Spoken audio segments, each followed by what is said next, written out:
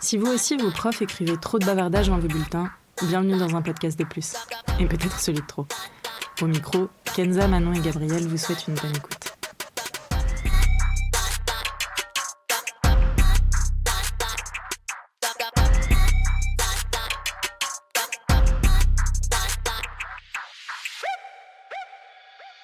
Bonjour à tous et bienvenue dans ce nouvel épisode où on va un peu se consacrer sur les expériences médicales parce qu'en discutant entre nous, on s'est rendu compte qu'on avait pas mal de petites histoires là-dessus. Donc je sais que Manon, toi t'as pas mal de trucs dans ton répertoire. Et Donc, ouais. vas-y.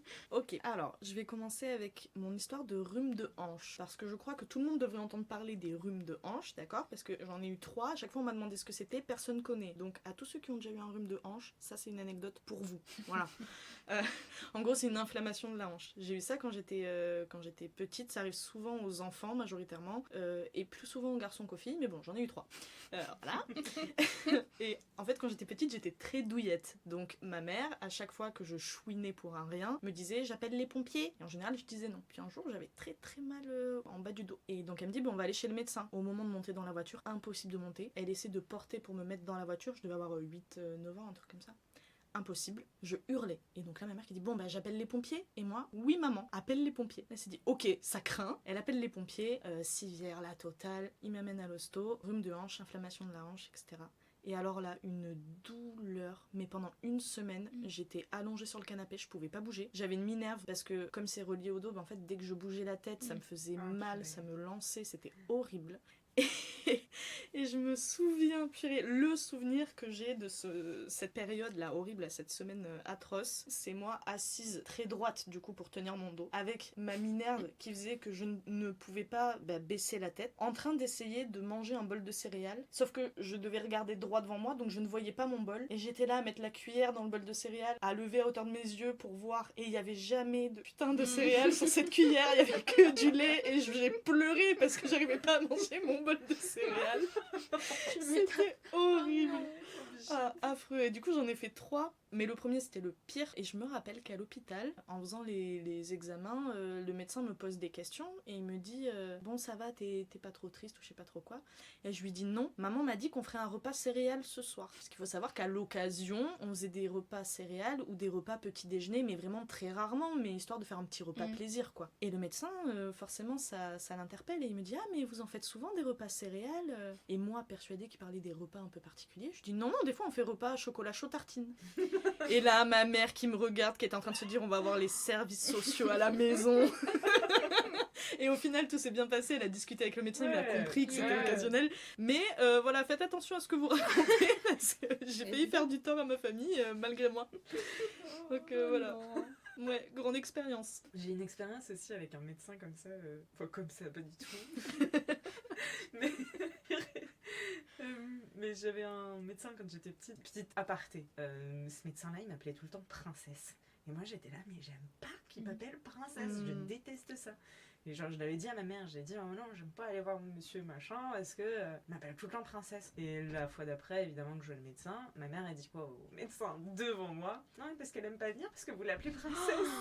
J'étais là, non, maman, pourquoi tu l'as dit? Oh, non, j'avais si honte. Ah ouais, la gêne. Alors, ce médecin-là, un jour, je suis malade, mais malade. J'étais vraiment enfant et pareil, j'avais l'impression d'être en train de crever, j'avais mal au ventre, vraiment terrible. Et ma mère, pareil, comme ta mère, mais alors on va voir le docteur, on va à l'hôpital et tout. Et moi, jamais je dis oui. Là, oui, on va à l'hôpital. Ma mère, au lieu d'aller à l'hôpital, on a appelé le médecin qui est venu à la maison pour voir. Okay. Et en fait, alors avertissement à tout le monde, une intoxication alimentaire parce qu'on mange trop de farine crue. Ça existe. Ça existe, sachez-le. Pourquoi tu t'es dit j'ai mangé de la farine crue aujourd'hui? Oui, bien sûr, parce que c'est comme ça que j'ai fonctionné. Non, là je parle aux parents qui organisent des jeux pour leurs enfants aux anniversaires. Ne faites pas une chasse aux Smarties dans de la farine uniquement avec la bouche. J'étais le samedi ou le dimanche, je sais plus, j'étais à un anniversaire d'une copine et on avait à un moment une activité, on mettait des Smarties dans la farine et fallait chercher juste avec la bouche, pas de main ni rien. Et j'ai intoxication alimentaire à la farine, ça m'a touchée pendant 2 semaines, j'étais au lit en train de crever, genre vraiment j'avais trop mal, c'était terrible. Franchement faites attention, c'est vraiment, franchement ça craint vraiment quoi, genre à 2 doigts de, j'en pouvais plus, j'étais à fin de ma vie. Vous l'avez dit à la daronne qui avait organisé ça après? Ouais, je pense que mes parents, parce que mes parents, les parents de ma copine, ils étaient copains aussi. Donc je pense qu'ils ont dû en parler. J'espère. J'imagine. Moi, je me souviens pas. Mais... Parce que s'ils font ça tous les ans, tous les anniversaires. Les empoisonneurs d'enfants. En fait, c'était leur but premier, genre. Oh la vache. Mais non, moi, je n'avais pas supporté. Ouais. Franchement, c'était terrible. Moi, en parlant d'expérience en étant enfant, la première fois que je suis allée à l'hôpital, j'étais vraiment petite. Je sais pas quel âge j'avais, mais j'étais au primaire, ça c'est sûr. Peut-être 7, 8 ans, un truc comme ça. Et je jouais dans ma petite piscine dans le jardin et j'avais mis un toboggan pour jouer dans l'eau et je l'ai mis à l'extérieur de la piscine. J'ai glissé et en fait, il y avait un boulon ou une vis, je sais plus, un truc comme ça qui traînait par terre et en fait, ça m'est rentré dans la fesse et ça m'a ouvert quoi. Donc ma mère m'amène aux urgences. Donc déjà moi hyper énervée parce que j'avais un copain qui devait venir jouer l'après-midi, du coup après-midi annulé. Et quand j'étais petite, j'avais encore plus de mal qu'aujourd'hui avec la frustration et la contrariété. Et là j'étais très très contrariée de mon après-midi à l'hôpital. Très très con. Donc ah oui aussi. Non mais vraiment. Et donc très très énervée et très stressée. J'étais jamais allée à l'hôpital. C'était hyper impressionnant pour moi, vraiment horrible. On rencontre une infirmière ou un médecin, je sais plus trop, j'étais petite, mais qui me dit très douce, qui me dit bon on va te mettre une pommade anesthésiante, après on va vérifier que c'est bien endormi et on va te faire les points. Puis il y a une de ses collègues qui arrive qui dit non on met pas de pommade, on lui met le masque et puis voilà on l'endort quoi. Moi je l'ai vu rentrer, je l'ai vu parler comme ça, je me suis dit toi je t'aime pas, déjà ça va pas le faire. Bon on nous fait patienter, moi hyper stressée, ma mère elle me raconte des histoires, elle me chante des chansons trop mignonnes, elle essaie de me détendre, ça commence à aller mieux et puis le médecin ou l'infirmière du coup là que j'appréciais pas est arrivé et elle m'a dit alors regarde on va te mettre ce masque, ça sent la fraise et tu vas t'endormir très vite. Et j'étais tellement énervée et stressée que ça m'a pas endormie. Alors moi je peux vous dire, ça sentait pas du tout la fraise, ça a pas du tout marché, j'ai pas dormi. Et j'étais vraiment complètement paniquée, je pleurais, je hurlais, je me débattais au point où ils ont fait sortir ma mère. Sauf que très mauvaise idée, ça a été pire. Moi j'ai vu ma mère sortir, j'ai hurlé de plus belle, elle a appelé du renfort, ils se sont retrouvés, j'avais 8 ans, hein. Ils se sont retrouvés à 5 pour me faire un point sur la fesse. Faut voir la scène, moi gamine de 8 ans, sur le ventre sur la table là, avec un qui me tient le bras, l'autre bras, une jambe, l'autre jambe, et une qui me fait les points. Et que 3 points, c'est censé aller vite quoi. Et je me suis pas du tout endormie, je hurlais, j'ai tout senti, c'était horrible. Ça se termine, je retrouve ma mère, j'étais en colère. Il y a un médecin tout gentil qui se penche vers moi qui me dit à bientôt Manon. Je lui ai tiré la langue, je commence à partir dans le couloir du haut de mes 1m10 là, très énervée. Et dans la voiture, j'ai pourri ma pauvre mère. J'étais trop en colère, je dis mais pourquoi tu les as laissés faire? Pourquoi t'es partie? J'étais folle. T'as déchargé. Ah vraiment. Mais donc voilà, une après-midi à l'hôpital pour 3 points et ils étaient 5 quoi. Enfin, vraiment le démon. Ouais, je pense que ça doit arriver plus souvent que ce qu'on croit. Oui. Mais ton histoire me fait penser à juste les médecins, ils ont pas du tout l'aspect psychologie humaine du patient qu'ils ont devant eux. Bah certains ouais. Parce que moi ça m'est arrivé aussi où je devais faire une échographie pelvienne à la base pour savoir si j'avais pas des kystes ovariens ou des trucs comme ça. Et il m'avait demandé de boire 1,5 litre d'eau 1 heure avant mon rendez-vous. Donc je m'exécute, je bois 1,5 litre. Sauf que j'arrive en avance, que je suis comme ça, j'arrive tout le temps en avance. Sauf que quand j'arrive à la radiologie avec, je sais plus, peut-être 20 minutes en avance, la meuf me dit le médecin peut te recevoir, au final il est prêt. Et je suis en mode d'accord, ok, pourquoi pas, mais moi je le sentais venir que le truc, enfin du coup l'eau n'était pas descendue quoi. Et j'arrive dans la salle, le médecin il avait, je sais pas, 60 ans, facile. Moi c'était la première fois que je faisais un truc comme ça, genre on m'a pas expliqué plus que ça et tout, et il me dit à peine bonjour, il me fait vas-y mets-toi là, enlève ta culotte et tu t'allonges sur la table. Super. Moi j'ai bonjour d'abord. Ouais, j'ai 21 ans je crois, un truc comme ça, enfin relativement jeune, puis première expérience là-dessus. Je suis en mode ok, donc là je suis clairement cul nu sur la table avec un monsieur que j'ai jamais vu de ma vie, qui a 60 ans et qui me parle comme si j'étais un bout de viande quoi, enfin horrible. Donc je m'installe et tout, et il me fait l'échographie mais sur mon ventre au départ, et effectivement l'eau n'est pas descendue, donc il voit rien, et il me dit je vais devoir y aller à l'intérieur quoi. Je suis en mode d'accord, et il m'enfonce le truc dans ma choupinette. Mais sans rien me dire, sans en mode, bon bah, sans m'expliquer quoi que ce soit. Genre vraiment, il y va et il me tourbillonne le truc là-dedans et tout. Ça me fait mal, c'est pas agréable, il m'explique rien. Enfin... Pardon, c'est pas drôle pour toi. La manière dont tu La le manière dont racontes, Oui, mais j'avais pas il dit. tourne là-dedans. Et bref, enfin, c'est pas du tout agréable pour moi, il m'explique rien. Quand c'est fini, c'est ciao, bye bye, t'auras les résultats dans je sais pas combien de temps Oh. et au revoir quoi. Aucun tact. Rien. Rien, ouais. Et je me dis, mais les gars, enfin, déjà vous faites un taf, c'est particulier. Ouais. Juste Ouais, ouais. expliquer. Je sais que tu dois voir ça tous les jours, toutes les heures et tout, c'est pas grave. Mais moi, c'est la première fois que je viens, c'est la première fois que j'en fais. Ouais. S'il te plaît, sois gentil, explique Ouais, les choses, c'est tu Oui, vois. il n'y a pas eu de considération de ta personne, c'était Ah non. vraiment un examen parmi Ah les oui. autres qu'il Ouais. a à faire, un On corps fait ça, à traiter, quoi. On et- doit le faire, basta, ciao, Ouais. bye bye. Je pense que ça peut rassurer certaines personnes. Genre moi, enfin, ça pourrait beaucoup me rassurer que la personne soit pas trop bienveillante. J'allais dire. Qui t'explique C'est pas trop. ça. Mais non, même en fait, ça me rassurait sur ok, en fait, il s'en bat tellement les steaks, il en voit tellement qu'il est tellement dans le truc qu'en fait, il est pas en train de me scruter. Oui.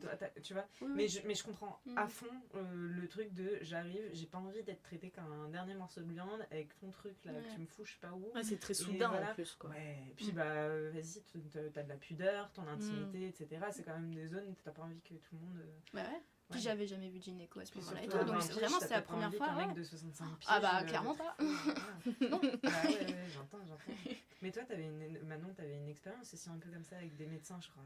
Alors, Ouais. moi, Enfin, faut si t'as savoir. envie. Ouais, non, vas-y, je le Ok. raconte. Après, c'est intéressant, mais Ouais. faut savoir que j'ai fait une réduction mammaire à mes 18 ans. J'avais vraiment beaucoup de poitrine fin collège, début lycée. Et donc, j'en avais parlé avec mes parents, ils étaient d'accord. Et dès mes 17 ans, on a commencé les rendez-vous pour que, à mes 18 ans, je puisse vraiment me faire opérer, que ce soit réglé, quoi. Ça se passait très bien, les rendez-vous, parce qu'il y a une rencontre à faire, il y a des mois de réflexion, etc. Et C'est le- pas à prendre à la légère, genre, c'est un Non. truc quand même. Oui, faut y réfléchir. Et puis c'est bien aussi de connaître le chirurgien. Et du coup, on avait fait 2-3 rendez-vous. Ouais. Mais le processus avait été un petit peu intimidant parce qu'il fallait d'abord un accord d'un autre médecin. Donc moi, à ce moment-là, j'ai 17 ans. On va voir le gynécologue de ma mère parce que moi, j'étais pas encore allée voir de gynéco à ce moment-là. Et donc, il a dû m'ausculter, regarder et palper ma poitrine. Bon, moi, j'ai 17 ans. C'est un médecin. J'étais un peu intimidée. Suite à ça, rendez-vous avec le chirurgien du coup à l'hôpital qui a dû lui aussi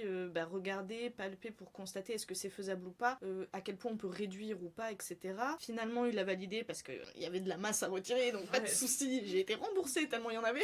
Bon, bref.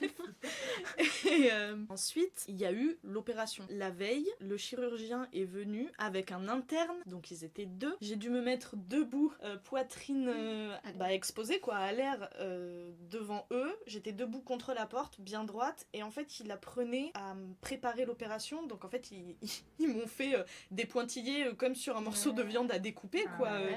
sur toute la poitrine, où est-ce qu'on va faire les incisions, etc. Il y avait ma mère au fond de la chambre d'hôpital, je la regardais droit dans les yeux, et j'avais deux messieurs avec leur tête à quelques centimètres de ma poitrine, concentrés dessus, en train de palper pour bien faire les pointillés partout. Et t'avais préparé à ça Alors déjà oui, ils m'ont Ouais. très bien préparé, mais c'est pour dire que même quand on est préparé, il y a toujours ce Ouais. côté pudeur. Et puis là, Ouais. deux monsieur, quatre mains Ah sur ouais. ma poitrine, T'étais- À tu 17 vois, ans. à 17 ans. J'imagine si tu t'es fait opérer, c'est pas seulement. Enfin, peut-être, en vrai, ça, on en a pas parlé, mais est-ce que t'étais complexée aussi par ta Ah oui. poitrine La C'était pas juste première- une question de santé, c'était Alors, aussi- il y avait les raisons de santé parce que le dos souffrait, Ouais.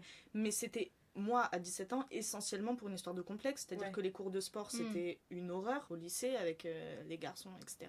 Ouais. Horrible. Je faisais de l'équitation à l'époque, donc les cours d'équitation, compliqués aussi. Ouais, Enfin, ouais. non, c'était vraiment handicapant et c'est pour ça que je le dis en rigolant, mais vraiment, ils ont enlevé presque 1 kilo de poitrine, genre 900 et quelques grammes au Ouais. final. Donc la réduction a été assez importante et c'est pour ça que ça a été remboursé. C'était considéré comme Oui, oui. Oui, c'était médical. médical. Ouais. Donc ça, l'opération, j'en ai été très contente. Le médecin a été super, il n'y a pas eu de souci. Mais ce truc-là, voilà, d'avoir 4 mains, Ouais. 2 visages d'hommes que je ne connais pas, enfin, ils sont médecins très bien, mais moi j'ai 17 ans, enfin, c'est Ouais. très peu à l'aise. Enfin, j'avais à peine 18 ans, très peu à l'aise avec ma mère au fond de la salle, c'était assez terrible, quoi. Et ensuite, pendant 15 jours à la maison, il y avait une infirmière qui venait tous les jours pour refaire les pansements, etc. Pendant cette période, pendant 6 mois, j'ai montré ma poitrine à tellement de médecins Ouais. que, en fait, maintenant c'est une zone qui est plus du tout intime pour moi. c'est-à-dire Ouais. que j'exagère évidemment, c'est une blague, mais n'importe qui me dit montre tes seins, je les montre, ça me fait rien quoi. Enfin je veux dire, Bah, c'est non, plus une zone Je intime. le fais pas. Évidemment que je ne le ferai pas, mais enfin voilà, Oui. Bon, il y a tu pourrais tellement se de faire- gens, c'est vrai, Oui.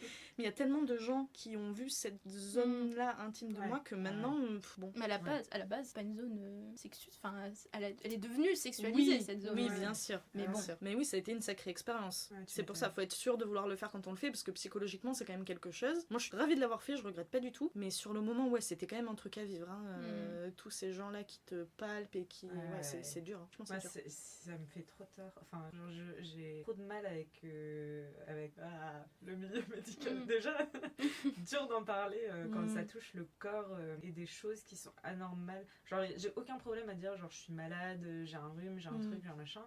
Mais alors des trucs qu'on enlève Oui. ou qui sont pas... Genre, j'avais...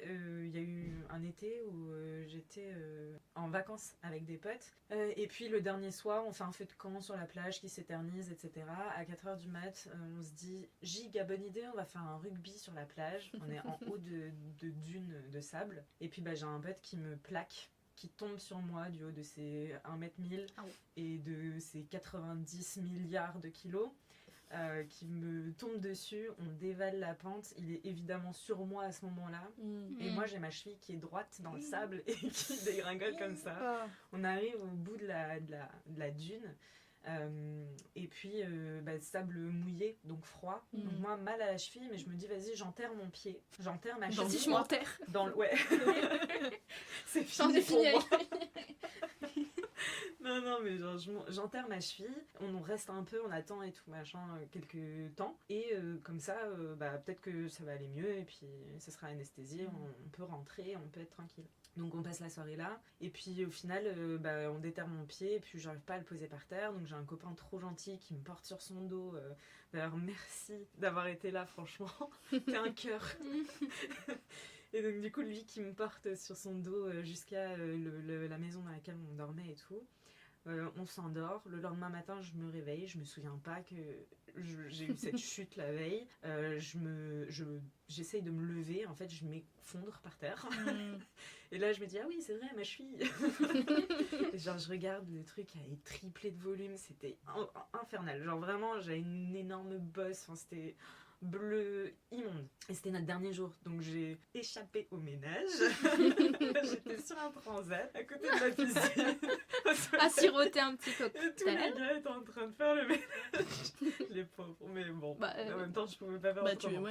Mais donc, on rentre chez nous, dans la ville dans laquelle on était. Et puis, ce pote qui m'avait porté la veille était celui qui conduisait. Il m'a dit, vas-y, je t'emmène à l'hôpital. Je dépose tout le monde, je t'emmène aux urgences après. Et puis, on va voir. On va aux urgences. Le mec, c'était un interne. Il me dit, ouais, est-ce que vous pouvez marcher? Je dis, non. Il me dit, vous êtes sûr que vous pouvez pas marcher? Je dis, pourquoi? Il me dit, parce que sinon, je vous mets un plâtre. Je dis, si, t'inquiète, je vais marcher. Je me lève, je fais 2 pas, je m'effondre. Il me dit, écoutez, on va faire une radio. Si c'est fracturé, on vous fout un plâtre. Si c'est pas fracturé, vous rentrez avec des béquilles. Donc c'était un vendredi. Il me dit, mercredi, on vous met rendez-vous chez l'experte du pied. Et puis vous verrez mercredi avec elle. Au final, radio, pas de fracture visible, rien du tout. Super, il me met des béquilles. Il me dit, vous essayez de remarcher un peu dans le week-end, etc. Le mercredi arrive. La nana, elle me dit, alors, vous avez réussi à marcher et tout. Je suis là, non, franchement, j'arrive même pas encore à poser le pied, donc c'est chaud. Et elle me dit, ok, on va refaire des radios, on va faire IRM, etc.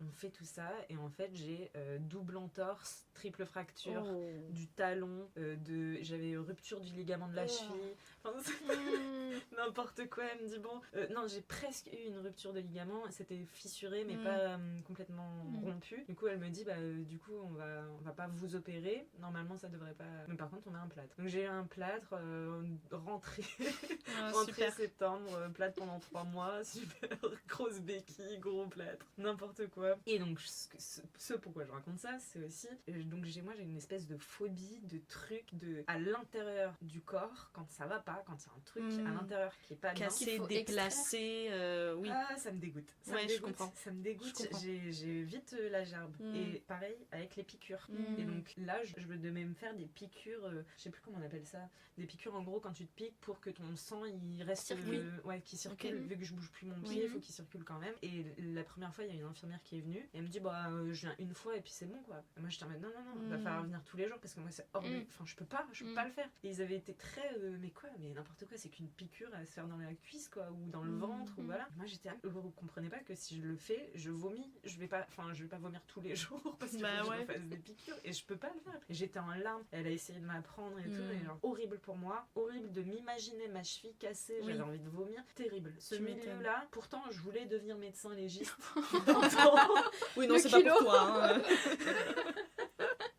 Je voulais après être dentiste, après j'ai oublié. Oui, Franchement, j'aimais bien le milieu médical, visiblement. Mm. Jusqu'au jour où ma dentiste m'a dit attention, parce que là, si tu bouges, je te coupe la langue. Et j'étais là. Je ne veux plus jamais entendre parler de ce milieu. Non, mais vraiment, il y a des trucs, franchement. Ouais. Et c'est pour ça qu'il y a ton vaccin dans ton frigo depuis des années. Oui. Oui, il faut que j'aille le faire. Bon, bah, si un jour j'ai le tétanos, vous saurez pourquoi. Non, vraiment, il faut que j'aille le faire. Merci, Gab. De rien. Faut que je le De toute fasse. façon, tous les jours, je te le dis. C'est pas grave. Non, mais vraiment, c'est la honte. Le tétanos, moi qui ai fait le rappel il y a pas longtemps parce que mon chat m'a mordu parce qu'elle est partie en furie, la pauvre. Bon bref, elle s'est fait mal, elle est pas du tout violente, elle est très gentille, mais elle s'est coincée, elle s'est fait mal. Moi j'y suis allée avec les mains pour l'aider, elle m'a griffé, mordu de partout, mais vraiment très sérieusement au niveau, j'avais un bleu sur la cuisse pendant 3 semaines, mes mains, un très beau bleu avec les traces de crocs sur la main, pareil, les traces de morsures, enfin abusé. Mon pouce, il est toujours bloqué actuellement là, horrible. Et je rentre chez moi le soir, j'avais désinfecté et tout, mais mon pouce avait doublé voire triplé de volume, il était tout rouge. J'ai ma mère au téléphone qui me dit tant que c'est pas rouge et gonflé, c'est pas grave. Je lui dis trop tard. Elle me dit tu vas aux urgences. Bon, j'avais pas envie d'aller aux urgences, c'est pas bien. Mais du coup j'ai pris un rendez-vous chez le médecin le lendemain matin. Et là rappel du tétanos que je n'avais pas fait, du coup c'était le moment. Donc faites vos rappels de vaccin, c'est important. Et allez aux urgences si jamais vous êtes pas sûr. Moi aussi j'ai une petite anecdote par rapport à ça. C'est vrai. Ah bon, qui m'est Kenza? arrivée. Raconte-nous. Vraiment, si vous avez un doute, appelez le SAMU. Et je dis pas ça dans le vent, vraiment faites-le, c'est leur travail de vous dire on s'en fout, c'est pas grave, ou de vous dire on sait jamais, allez voir un médecin. Moi ça m'est arrivé le 1er avril cette année. Quelle bonne blague. Quelle bonne blague. Le 1er avril cette année, je me réveille, je mets mes lentilles, je vais courir, je reviens. Donc jour férié, super, je passe ma matinée, etc. À midi, je me rends compte que j'ai un truc qui me gêne dans l'œil. Bon, je fais pas trop gaffe, je fais à manger, machin truc. Et puis je me rends compte que en allant dehors sur la terrasse, je me rends compte que j'ai du mal avec la lumière. Et comme je suis assez sujette à faire des synovites, je me dis mince, j'ai un concours quand même à passer dans 2 jours que je n'ai pas eu. Concours qu'on a raté toutes les 3 ici, évidemment, bien sûr, sinon c'est pas drôle. Bah ouais, évidemment. Mais donc j'ai D'où un ce concours. podcast, finalement. Ouais, franchement, c'était finalement une bonne aventure. Mais donc du coup, je me dis bon, j'ai un concours quand même dans 2 jours, ce serait bête de développer une sinusite maintenant et de pas pouvoir y participer ou d'être au minimum de mes capacités.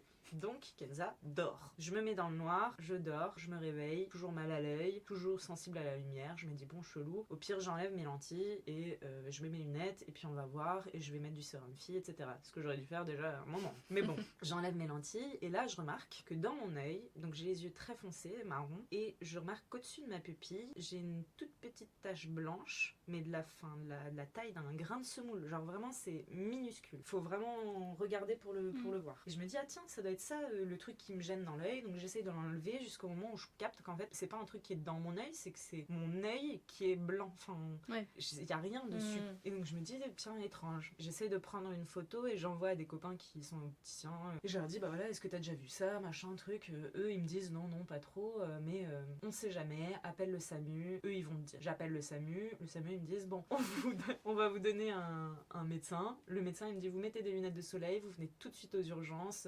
Super rassurant. Voilà. Je dis d'accord, bon bah super. Donc je commande un Uber. J'avais pas prévu ça de ma journée, mais bon, soit. Petit jour férié, sympa, je vais passer la journée aux urgences, génial. Donc je me dis super. Mais vraiment, dans mon œil, une gêne, une poussière. Pas mal, pas de douleur, rien. J'arrive aux urgences et donc la nana à l'accueil me parle, blabla. Vous avez mal de combien? De 0 à 10? Moi je suis en mode vraiment moins 0,1 si tu veux. Genre vraiment, j'ai pas mal, j'ai juste une gêne. Je me dis vas-y, j'ai ramené un bouquin, je vais rester là 1000 ans. Il y a plein de gens dans la salle d'attente, t'es sûr, je suis pas du tout prioritaire. Bah je passe en première. Pas rassurant non plus. Là, je suis vraiment chelou. J'arrive dans la salle du médecin. Le médecin, il me dit bon, bah, qu'est-ce qui vous arrive? Je lui explique tout ce que je viens de vous dire. Mais là, il me dit bon, bah, super. Je dis j'avais hésité à venir plus tard dans la semaine, enfin, aller voir un médecin plus tard dans la semaine et tout, si jamais ça partait pas. Mais bon, je me suis pas trop affolée. Puis, bah, heureusement heureusement que vous êtes venu parce que vous auriez pu perdre la vue. Et Oh, wow. D'accord, comment ça? Et il m'explique qu'en fait j'ai dû m'érafler la cornée en gros, la partie supérieure de l'œil. J'ai dû me l'érafler et en fait il y a eu un trou, une percée et donc cette percée là s'est infectée, ce qui peut arriver très facilement. Et du fait en plus de ça que je porte des lentilles, ça a fait incubation finalement dans mon œil, donc ça a bien proliféré en gros la bactérie qui était dedans. Et en fait il m'explique que j'ai beaucoup de chance parce que comme je suis venue assez rapidement, on peut le traiter aussi rapidement. Donc j'ai eu des 3 gouttes antibiotiques différentes à mettre toutes les heures dans mon œil. Je portais des lunettes de soleil pendant 2 mois, 3 mois. Vraiment c'était c'était terrible. Les lentilles de contact plus jamais. Et un suivi tous les 2 jours, je devais aller à l'hôpital. Et surtout, j'avais ce risque-là aussi d'être hospitalisée. C'est-à-dire que si les antibiotiques ne fonctionnaient pas sur mon œil, j'aurais dû être hospitalisée. Eux me mettent des gouttes toutes les heures dans l'œil, même la nuit. Donc c'est vraiment un truc compliqué à gérer. Et des mois plus tard, quand c'est passé, je suis allée voir un ophtalmologue pour me refaire des lunettes du coup de vue. Et cet ophtalmologue-là m'a expliqué que j'avais eu vraiment beaucoup de chance parce que ça peut être responsable d'un retrait de l'œil. C'est horrible. C'est pire en pire. C'est horrible. Et désolée pour ceux qui ont le même tort que moi avec ces expériences, avec ces histoires-là. Mais il m'explique qu'il est en train de suivre une autre fille en ce moment à qui c'est arrivé. Que elle, la pauvre, elle a eu cette infection-là en plein milieu de la pupille. Donc en plus de ça, elle a perdu la vue. Et l'infection était tellement avancée. Alors ça avance en 1 jour, ça peut avancer. C'est pour ça que je vous dis, appelez le SAMU directement. Parce que elle, ça arrivait en 24 heures. En 24 heures, elle n'a pas prévenu assez tôt. Et en fait, on a dû lui retirer l'œil parce que ça avance super vite. Donc faites attention à vous. Si vous avez un doute, consultez un médecin. N'hésitez pas, ils sont là pour ça. Voilà. C'était ma petite... Merci pour ce rappel. Merci pour cette prévention. Ouais, vraiment. Qui est importante. Pour info, mes yeux vont très bien aujourd'hui. Et, normalement, c'est censé aller de mieux en mieux, on va dire. Voilà. Alors moi j'ai une dernière histoire liée plus au médecin qu'à l'hôpital cette fois-ci, et je suis désolée pour toi Kenza, tu vas la subir vu ce que t'aimes pas trop, les trucs du corps qui bougent, tout ça. J'étais au primaire, comme quoi, et j'étais vraiment casse-cou quand j'étais petite, parce que ça fait des années que je suis plus allée à l'hôpital, mais alors petite, j'ai enchaîné. J'avais une copine comme ça qu'on appelait la poisseuse, elle a eu 7 plâtres en 1 an. Oh la vache. Ok. Vraiment terrible. Oh purée. Enfin, bon. J'étais au primaire encore une fois, c'est étonnant, et on était à l'école, et je faisais du skate dans la cour de l'école. T'es une meuf cool. J'étais une meuf tellement cool que je faisais du skate assise et j'avais un pote qui me poussait derrière, d'accord? Donc faire du skate, c'était vraiment s'asseoir sur la planche et se faire pousser. Et je mets mes mains sur le bord du skate pour m'accrocher, sauf que une de mes mains passe sous la roue. Et en fait, à pleine vitesse, ça m'a arraché mon ongle. Je me mets à hurler dans la cour, la main en sang. Il faut savoir que c'était ma mère, mon institutrice. Pourquoi on fait Donc... cet épisode? Rappelez-le-moi. Attends, parce que t'es pas prête. Ma mère arrive, elle voit l'état de mon doigt. Elle devait prendre la classe, ça sonnait, c'était l'heure de rentrer en classe. Et elle demande à la cantinière, qui était une amie en plus de la famille, de m'amener chez le médecin, quoi. J'arrive chez le médecin, ongle arraché. Elle me fait une poupée, donc un bandage autour du doigt. Et puis voilà, elle m'explique que tous les soirs, il faut que je fasse une nouvelle poupée et que je trempe mon doigt dans de la bétadine pour désinfecter, puis que je refasse le bandage, quoi. Sauf qu'en fait, le médecin, il m'a fait le bandage trop serré. Non, je veux pas, je sais où tu vas, je me bouche les oreilles. Vas-y, moi je t'écoute. Moi j'adore. Okay, j'attends que Kenza se bouche les oreilles. Okay. Et donc le soir, j'arrive, je défais le bandage, sauf qu'en fait, il y a un morceau de bandage qui s'était collé à la chair de mon doigt. Ah, désolée pour tous ceux que ça dégoûte. Et le pire, c'est que j'avais commencé à tremper mon doigt dans la bétadine, et donc du coup, avec le poids du liquide qui s'était imbibé dans le pansement, le pansement tirait ma chair, quoi. Il voulait pas se décoller. J'ai hurlé, j'ai fini par réussir à le décoller, et je peux vous dire qu'après, quand j'ai fait mes bandages, je les faisais bien larges. J'avais trop peur que ça recommence. Donc expérience très sympa aussi, ce moment-là. Morale de l'histoire, ne faites pas de skate. Ah, assis debout, pas assis en tout cas. Et suite à cette histoire, les skates ont été interdits dans l'école. Tous mes copains m'ont détesté. Gab, toi t'es allée une fois à l'hôpital parce que t'as menti. Si Alors, vous bon. avez écouté notre épisode des anecdotes un peu honteuses, j'ai oublié de préciser un petit truc parce que, pour faire bref, je suis allée aux urgences alors que j'ai totalement menti sur un malaise. Mais mon mensonge est parti vraiment très très loin, que j'ai fini aux urgences et que mes parents sont venus me chercher. Et quand j'ai simulé ce malaise, j'ai fait genre que je sentais plus mes jambes. Mais du coup, quand j'étais allongée sur le lit et qu'il fallait que je me lève pour faire pipi, c'était potentiellement la première fois que je marchais depuis que je ne sentais plus mes jambes. Encore une fois, c'était pas le cas. Et donc, je me dis, vas-y, je suis une actrice et tout, je suis dans mon rôle à fond. Quand je descends du lit, je fais genre que mes jambes sont fébriles, tu vois. Je suis en mode, ouf.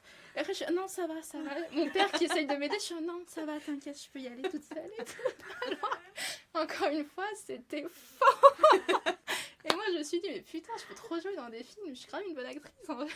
Bah ouais, franchement, fais des castings. De ouf. J'aurais aimé faire partie des infirmières, faire la folla, genre en mode olé, elle a réussi à se Elle marche, mon Dieu. Un miracle de Un mort. miracle. Non, encore une fois, faites pas ça. Franchement, c'est parti trop loin. Ah non. Je m'en veux. Et t'as pas eu d'autres expériences du coup avec les hôpitaux Honnêtement, non. Et du coup, est-ce que t'as une appréhension de si un jour tu dois y aller? Enfin, je me dis le fait que ce soit un lieu un peu inconnu pour toi, peut-être ça peut te créer des craintes Ouais. ou des Bah, a priori.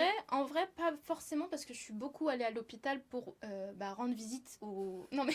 Donc toi tu te fais pas mal, mais tout ton entourage y passe. Non, par mais contre. oui, mais genre, je sais pas, ta grand-mère, tu vois, tu vas la voir à l'hôpital, ton oncle, mon cousin. Oui, Enfin ton bref. entourage quoi. Mon entourage, j'ai dû aller le voir à l'hôpital et donc c'est pas inconnu pour moi. Oui. Par contre, être patiente véritablement, sans mytho, là j'ai jamais fait. Mais après, Tant mieux. Oui, Moi, je franchement, touche du bois oui. pour toi. oui, vraiment, non mais franchement. par contre, j'ai pas forcément de crainte. Par contre, c'est pas un endroit. C'est pas un milieu qui t'inquiète parce qu'il y a beaucoup de gens qui sont mal à l'aise dans les hôpitaux. Non, pas Ou qui forcément. ont peur des hôpitaux ou qui aiment pas l'odeur de l'hôpital. Ah Enfin, oui, non, ça il pue y a la un mort. Hein. truc, Ah oui, clairement. Ah oui. Non mais ça peut être inconfortable pour Oui. certaines personnes parce que c'est un lieu un peu anxiogène malgré tout. mm. Enfin qui peut être... Moi pendant longtemps je l'ai ressenti comme ça. C'était des lieux vraiment d'anxiété. Ouais, pour moi. ouais, je Après, peux des gens comprendre. qui kiffent. Hein. Regarde, il y a des médecins, des infirmières.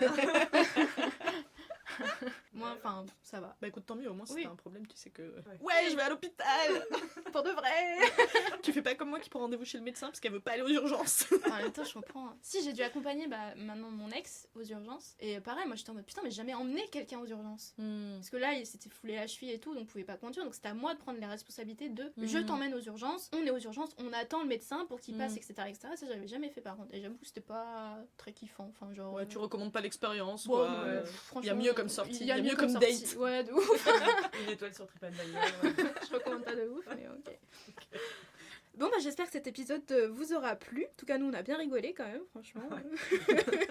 Même si, bon, c'est un peu gore parfois. Mais voilà, encore une fois, n'hésitez pas à nous faire un petit retour, que ce soit sur notre adresse mail, donc unpodcastdeplus@gmail.com, ou notre page Insta sous le même nom. On vous lit avec plaisir et voilà. Bisous.